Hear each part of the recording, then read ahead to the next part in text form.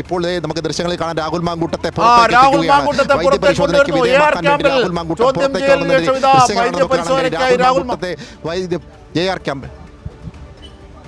തീർച്ചയായും ആ ദൃശ്യങ്ങളാണ് കാണുന്നത് സനോജ്.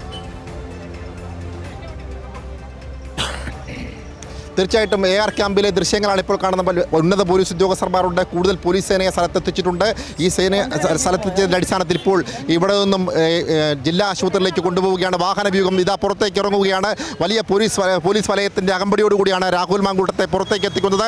നിരവധി സ്ത്രീകളെ പീഡിപ്പിച്ച ശേഷം തലയുയർത്തി അഭിമാനത്തോടു കൂടി നടന്ന രാഹുൽ മാങ്കൂട്ടം ഇപ്പോൾ അഴിക്കുള്ളിലാവാൻ പോകുന്നതിന് നടപടിക്രമങ്ങൾ തുടങ്ങിക്കഴിഞ്ഞിരിക്കുന്നു. അതിൻ്റെ പ്രാഥമികമായ ഘട്ടം ചോദ്യം ചെയ്യൽ പൂർത്തിയാക്കിയതിനു ശേഷം ഇപ്പോൾ അദ്ദേഹത്തെ പരിശോധനയ്ക്ക് വിധേയമാക്കാൻ വേണ്ടി പോലീസ് വാഹന വ്യൂഹം മുന്നോട്ട് പോവുകയാണ്. നമുക്കറിയാം, രണ്ടാമത്തെ വാഹനത്തിൽ ഈ വരുന്ന വാഹനത്തിലാണ് രാഹുൽ മാങ്കൂട്ടമുള്ളത്.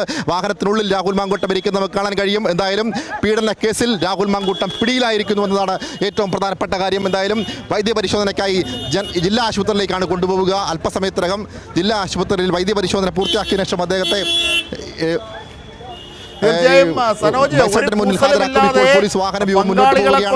വളരെ കളർഫുള്ളായ ഷർട്ടൊക്കെ ധരിച്ചാണ്, വളരെ കൂസലില്ലാത്ത ശരീരഭാഷ അഭിനയിച്ചുകൊണ്ടാണ് രാഹുൽ മാങ്കൂട്ടം പോലീസിനോടൊപ്പം ജീപ്പിൽ കയറിയത്. വൈദ്യപരിശോധനയിലേക്ക് പോകുന്നു. ഒരു ആരോഗ്യ പ്രശ്നങ്ങളുമില്ല. അതിനുശേഷമായിരിക്കും മജിസ്ട്രേറ്റിന് മുന്നിൽ ഹാജരാക്കുക.